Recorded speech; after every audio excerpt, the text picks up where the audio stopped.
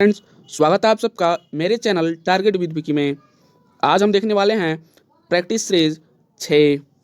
इसमें हम भारतीय संविधान के अनुच्छेद के बारे में देखेंगे, साथ ही इसमें एक्स्ट्रा फैक्ट के साथ भी क्वेश्चन को देखेंगे। तो चलिए शुरू करते हैं। फर्स्ट क्वेश्चन है, संविधान सभा द्वारा अंतिम रूप से पारित संविधान में कुल कितने अनुच्छेद तथा अनुसूचियां हैं?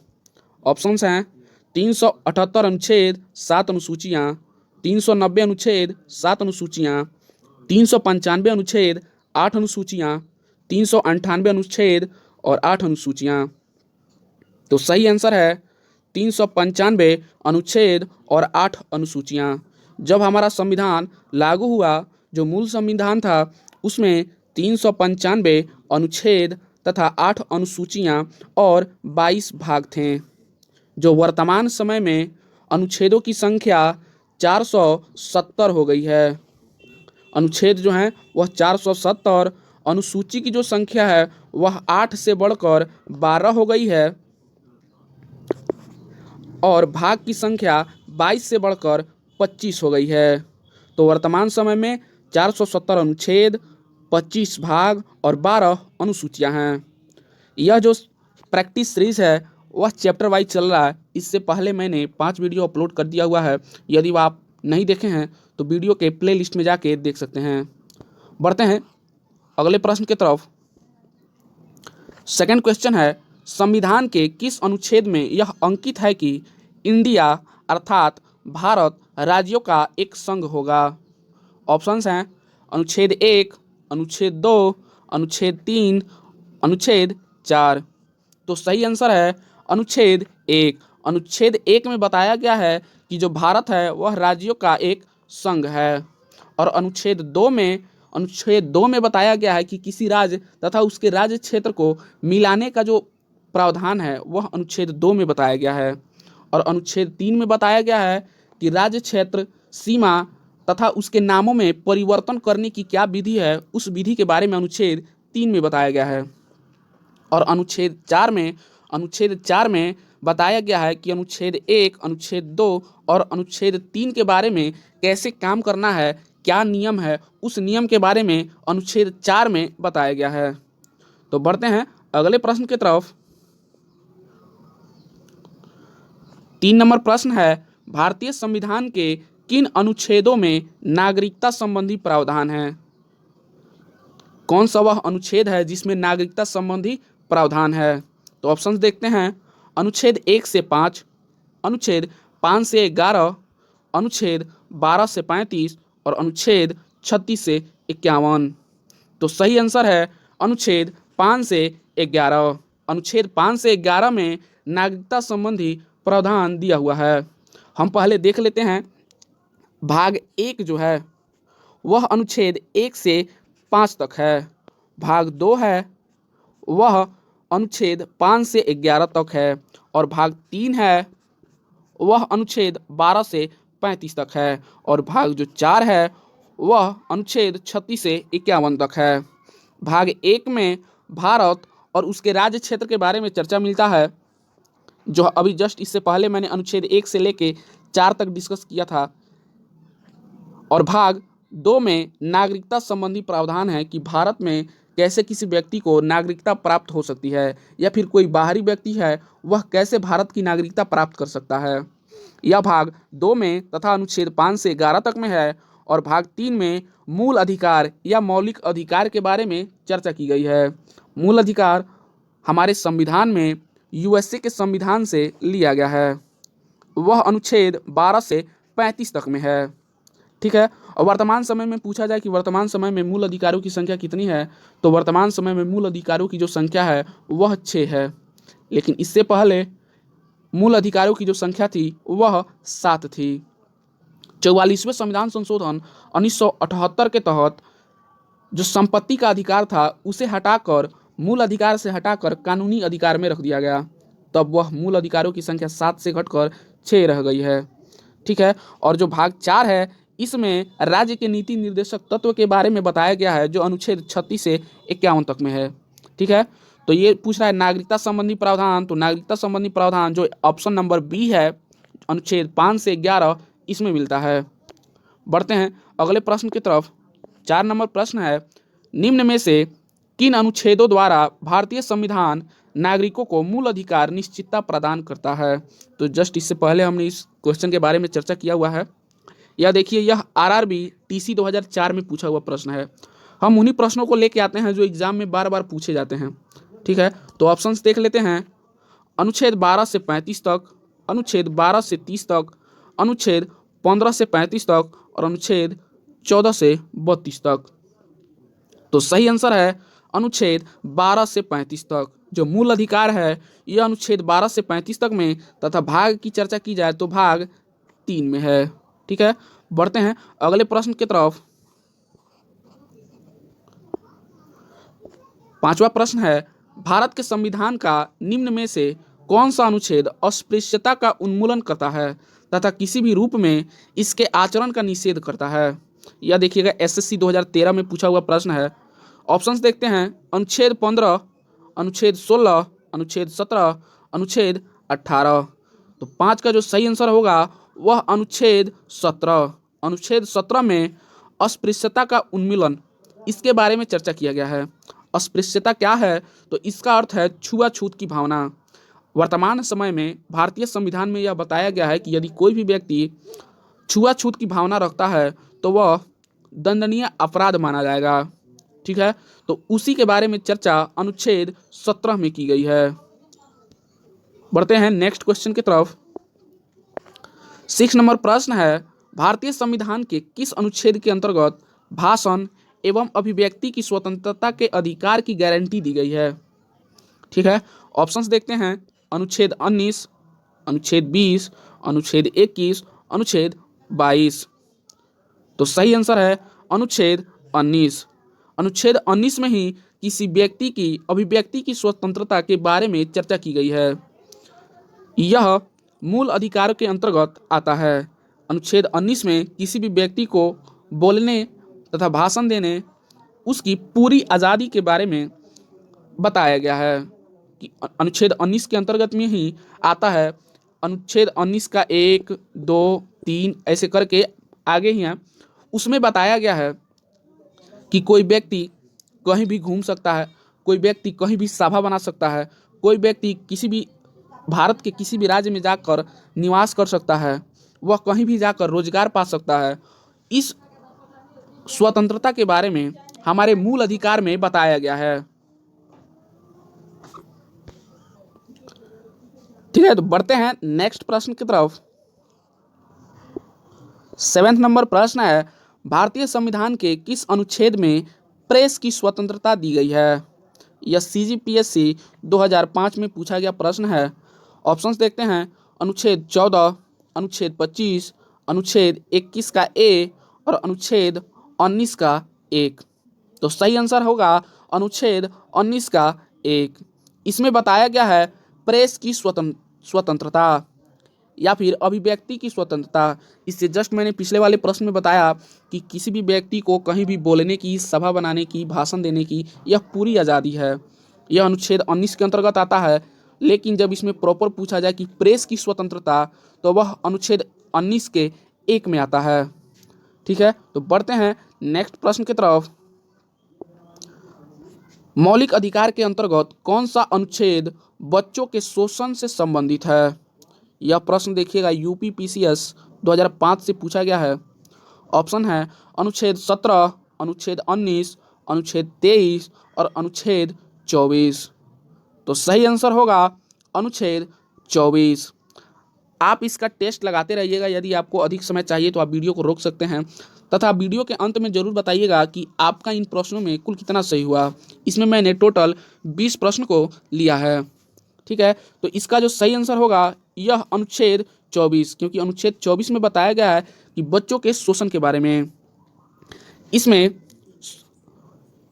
बताया गया है कि जो 14 वर्ष से कम उम्र के जो बच्चे हैं उनको यदि किसी कंपनी में या कारखाने में काम कराया जाता है तो वह दंडनीय अपराध माना जाएगा। ठीक है, बढ़ते हैं नेक्स्ट क्वेश्चन की तरफ। कौन से अनुच्छेद के अंतर्गत भारत का सर्वोच्च न्यायालय नागरिकों के मौलिक अधिकारों की रक्षा करता है? ऑप्शंस हैं अनुच्छेद 74, अनुच्छेद 61, अनुच्छेद 54, अनुच्छेद 32। तो सही आंसर होगा अनुच्छेद 32। अनुच्छेद 32 के तहत सर्वोच्च न्यायालय नागरिकों के मौलिक अधिकारों की रक्षा करता है। मौलिक अधिकार की जब हम चर्चा करते हैं तब हमने देखा है कि मौलिक अधिकार जो है वह अनुच्छेद 12 से 35 तक में है। तो 12 से 35 के बीच में आता है अब 32। तो इसी 32 में बताया गया है कि सर्वोच्च न्यायालय जो है यदि किसी व्यक्ति के मौलिक अधिकार का उल्लंघन होता है तो सर्वोच्च न्यायालय में वह व्यक्ति जाके अपील कर सकता है। और उसके तहत तो सर्वोच्च न्यायालय अनुच्छेद 32 के तहत 5 प्रकार की रीट जारी करता है। तो यह हुआ सर्वोच्च न्यायालय के तहत कि वह अनुच्छेद 32 के तहत 5 प्रकार की रीट जारी करता है। और वहीं जो सुप्रीम कोर्ट ये हो गया। और जब हाई कोर्ट की बात करते हैं तो हाई कोर्ट अनुच्छेद 226 के तहत 5 प्रकार की रीट जारी करता है। ये दोनों ध्यान रखिएगा कि सुप्रीम कोर्ट जो है, सर्वोच्च न्यायालय जो है वह अनुच्छेद 32 के तहत 5 प्रकार की रीट जारी करता है और हाई कोर्ट अनुच्छेद 226 के तहत 5 प्रकार की रीट जारी करता है। ठीक है, तो बढ़ते हैं नेक्स्ट प्रश्न की तरफ। भारतीय संविधान का कौन सा अनुच्छेद राज्य सरकारों को ग्राम पंचायत के गठन का निर्देश देता है? यह एसएससी 2013 में पूछा गया प्रश्न है। ऑप्शंस देखते हैं अनुच्छेद 51, अनुच्छेद 32, अनुच्छेद 37 और अनुच्छेद 40। तो सही आंसर हो जाएगा अनुच्छेद 40। अनुच्छेद 40 है, इसमें बताया गया है कि राज्य में ग्राम पंचायतों का गठन होना अनिवार्य है। यह राज्य के नीति निर्देशक तत्व के अंतर्गत आता है क्योंकि राज्य का नीति निर्देशक तत्व भाग 4 के अंतर्गत तथा अनुच्छेद 36 से 51 के अंतर्गत आता है। तो 36 से 51 के बीच में हो गया 40। ठीक है, तो अनुच्छेद 40 में बताया गया है कि राज्य में ग्राम पंचायत का गठन होना चाहिए। इसका उल्लेख अनुच्छेद 40 में मिलता है। बढ़ते हैं अगले प्रश्न की तरफ। 11 नंबर प्रश्न है भारत के संविधान के किस अनुच्छेद के अंतर्गत भारत के राष्ट्रपति पर महाभियोग चलाया जा सकता है? ऑप्शंस हैं अनुच्छेद 61, अनुच्छेद 75, अनुच्छेद 76, अनुच्छेद 85। तो सही आंसर है अनुच्छेद 61। अनुच्छेद 61 के तहत भारत के राष्ट्रपति पर महाभियोग चलाया जा सकता है। जो भारत के राष्ट्रपति का जो पद है, राष्ट्रपति को उनके पद से हटाने के लिए उन पर महाभियोग की प्रक्रिया है। जब किसी राष्ट्रपति पर महाभियोग की प्रक्रिया चलाई जाती है और वह पारित हो जाए तभी उस राष्ट्रपति को पद से हटाया जा सकता है। राष्ट्रपति का पद भारत में अमेरिका के संविधान से लिया गया है। ठीक है, और अनुच्छेद जो 52 है उसमें राष्ट्रपति के पद की चर्चा की गई है कि भारत में एक राष्ट्रपति का पद होगा। इसका जो उल्लेख है वह अनुच्छेद 52 में मिलता है। ठीक है, बढ़ते हैं अगले प्रश्न की तरफ। 12 नंबर प्रश्न है संविधान के किस अनुच्छेद में उपराष्ट्रपति पद का प्रावधान किया गया है? ठीक है, तो अभी मैंने देखिए बताया कि अनुच्छेद जो 52 है यह राष्ट्रपति का पद के बारे में यहाँ से जानकारी मिलता है। तो देख लेते हैं ऑप्शन है अनुच्छेद 52, अनुच्छेद 53, अनुच्छेद 63, अनुच्छेद 76। तो सही आंसर हो जाएगा अनुच्छेद 63 क्योंकि जो उपराष्ट्रपति पद की जो चर्चा है वह अनुच्छेद 63 में की गई है। और अनुच्छेद 52 में मैंने बताया कि इस अनुच्छेद 52 में राष्ट्रपति के पद के बारे में चर्चा की गई है। तो बढ़ते हैं अगले प्रश्न की तरफ। 13 नंबर प्रश्न है भारत के महान्यायवादी की नियुक्ति से संबंधित अनुच्छेद कौन सा है? ऑप्शंस हैं अनुच्छेद 53, अनुच्छेद 63, अनुच्छेद 76, अनुच्छेद 79। तो सही आंसर है अनुच्छेद 76। भारत का महान्यायवादी जो होता है उसकी नियुक्ति के बारे में जानकारी हमें अनुच्छेद 76 से मिलती है। ठीक है, भारत का महान्यायवादी यह भारत का सर्वोच्च विधि अधिकारी होता है। ठीक है, जिसकी चर्चा हमें अनुच्छेद 76 से मिलती है। बढ़ते हैं आगे। 14 नंबर प्रश्न है कौन सा अनुच्छेद संसद के 2 अधिवेशनों के बीच 6 माह के अंतर की अनिवार्यता का उल्लेख करता है? तो देखिएगा कि जो संसद का अधिवेशन होता है तो किसी 2 अधिवेशन के बीच 6 माह से अधिक का अंतर नहीं हो सकता।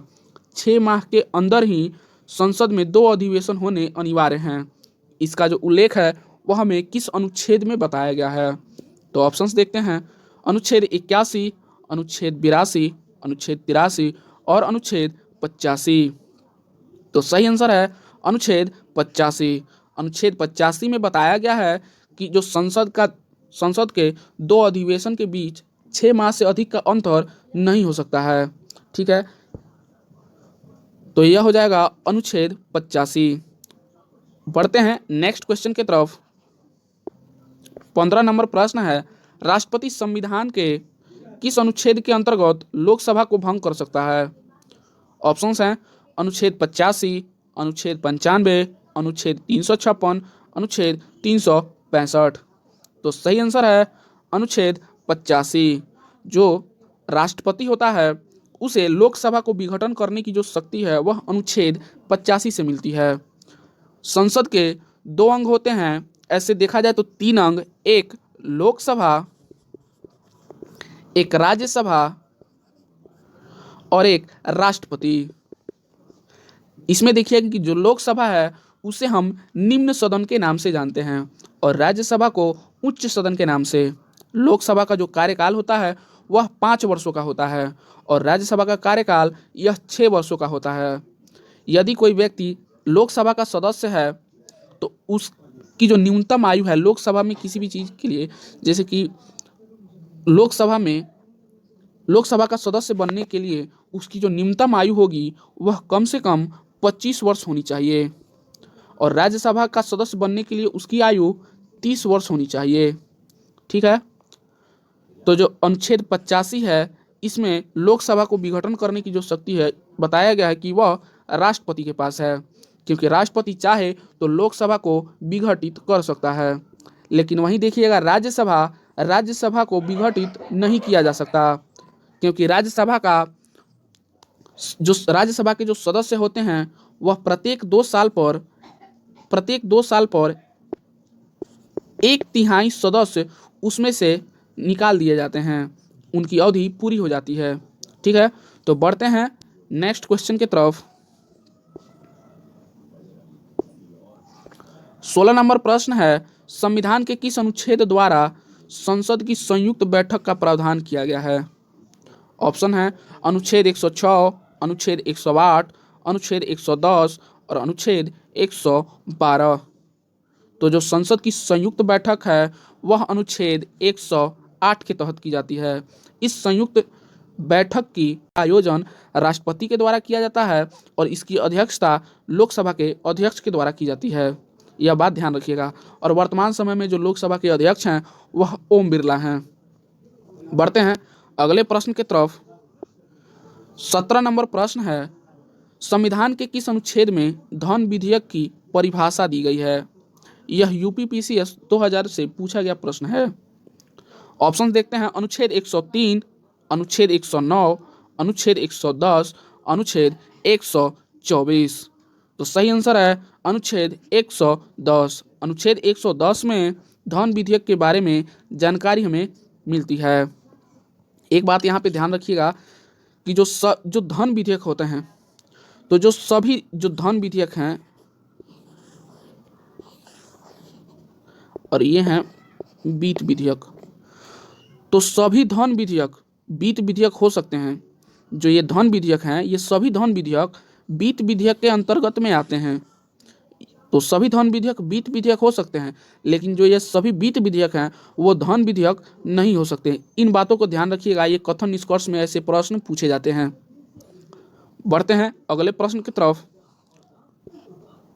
18 नंबर प्रश्न है, भारतीय संविधान का निम्न में से कौन सा अनुच्छेद भारत के राष्ट्रपति में अध्यादेश जारी करने की शक्ति प्रदान करता है? भारत का जो राष्ट्रपति है वह अध्यादेश जारी कर सकता है और अध्यादेश जारी करने की जो शक्ति है वह किस अनुच्छेद के अंतर्गत राष्ट्रपति को प्राप्त है? तो ऑप्शंस देखते हैं अनुच्छेद 74, अनुच्छेद 78, अनुच्छेद 123, अनुच्छेद 124 का 2। तो सही आंसर है अनुच्छेद 123। अनुच्छेद 123 के अंतर्गत राष्ट्रपति अध्यादेश जारी कर सकता है। अध्यादेश जारी करने का अर्थ है कि कोई भी नियम या कोई भी बिल पारित होता है उसके लिए लोकसभा तथा राज्यसभा तो मान लीजिए कोई बिल पारित होता है तो उसके लिए लोकसभा में जाता है, जब वह बिल लोकसभा से पास हो जाता है तब वह राज्यसभा में जाता है, फिर जब उस बिल को राज्यसभा से भी पास कर दिया जाता है तब वह बिल राष्ट्रपति के पास आता है। ठीक है, और उस बिल पे राष्ट्रपति जब अपना सिग्नेचर करते हैं तब वह बिल कानून बन जाता है, तब वह बिल कानून बन जाता है। तो अब कुछ कुछ ऐसे बिल या कानून होते हैं जो लोकसभा और राज्यसभा में ना जाकर सीधे राष्ट्रपति के पास आते हैं। तो राष्ट्रपति के पास यह अधिकार है कि वह सीधे अपने आप से ही किसी भी बिल को पारित कर सकते हैं। उसे ही हम अध्यादेश की शक्ति कहते हैं कि राष्ट्रपति के पास अध्यादेश जारी करने की शक्ति है, जो अनुच्छेद 123 से प्राप्त होती है। बढ़ते हैं अगले प्रश्न की तरफ। संविधान के किस अनुच्छेद में सर्वोच्च न्यायालय के न्यायाधीश पर महाभियोग चलाए जाने का प्रावधान है? तो देखते हैं ऑप्शन। अनुच्छेद 256, अनुच्छेद 151, अनुच्छेद 124 और अनुच्छेद 111। तो सही आंसर है अनुच्छेद 124। अनुच्छेद 124 के तहत सर्वोच्च न्यायालय के न्यायाधीश पर महाभियोग चलाया जाने का प्रावधान है। देखिए यहाँ पे जो अनुच्छेद 124 है, इस अनुच्छेद 124 में सर्वोच्च न्यायालय के न्यायाधीशों की नियुक्ति तथा इन पर महाभियोग, ये सभी चर्चा इस अनुच्छेद 124 के अंतर्गत में ही आता है। अनुच्छेद 124 में यह बताया गया है कि सर्वोच्च न्यायालय के न्यायाधीशों की नियुक्ति की जाती है, लेकिन इसमें कई अलग अलग भाग हैं। तो यदि प्रॉपर रूप यहाँ पे ऑप्शन वाइज देखा जाए तो अनुच्छेद 124, लेकिन प्रॉपर वाइज में पूछा जाए प्रॉपर रूप में तो अनुच्छेद 124 का जो भाग 4 है उसमें सर्वोच्च न्यायालय के न्यायाधीशों की महाभियोग है, उसके बारे में बताया गया है 124 के 4 में। ठीक है, बढ़ते हैं अगले प्रश्न पे। यह 20 नंबर प्रश्न तथा अंतिम प्रश्न है। राष्ट्रपति सर्वोच्च न्यायालय से संविधान के किस अनुच्छेद के अंतर्गत परामर्श ले सकता है? ऑप्शंस हैं अनुच्छेद 123, अनुच्छेद 352, अनुच्छेद 312, अनुच्छेद 143। तो सही आंसर है इसका अनुच्छेद 143। अनुच्छेद 143 के अंतर्गत राष्ट्रपति सर्वोच्च न्यायालय से परामर्श ले सकते हैं। लेकिन यहाँ पे एक बात ध्यान देने वाली है कि राष्ट्रपति सर्वोच्च न्यायालय से परामर्श तो लेते हैं अनुच्छेद 143 के अंतर्गत, लेकिन उस परामर्श को ऐसा नहीं है कि राष्ट्रपति उस परामर्श को मानने के लिए बाध्य हैं। जो सर्वोच्च न्यायालय उन्हें परामर्श देता है, राष्ट्रपति चाहें तो उसे मान सकते हैं और नहीं चाहें तो उसे नहीं मान सकते हैं। ठीक है, तो इसी के साथ वीडियो समाप्त होता है। वीडियो आपको अच्छा लगा हो तो वीडियो को लाइक करें, शेयर करें और हमारे चैनल को सब्सक्राइब करें। धन्यवाद।